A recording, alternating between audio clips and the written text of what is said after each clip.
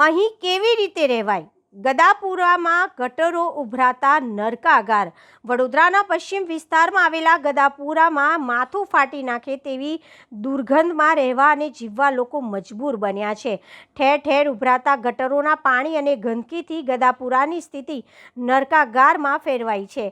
ખાસ કરીને સરકારી આવાસોમાં રહેતા નાગરિકોના ઘર આગળ ગંદુ પાણી, માખીઓના ટોળા અને બીમારીઓનો ભય રોજિંદા જીવનનો ભાગ બની ગયો છે. સરકારી તંત્રને અનેક વખત ફરિયાદો કર્યા છતાં કોઈ કાન નહીં ધરતા ગદાપુરાના લોકોએ ગંદકી વચ્ચે દયનીય હાલતમાં રહેવું પડે છે. ત્યારે પાલિકાના અધિકારીઓ કે નેતાઓ એક કલાક અહીં રહે તો ખબર પડે કે પીડા કોને કહેવાય.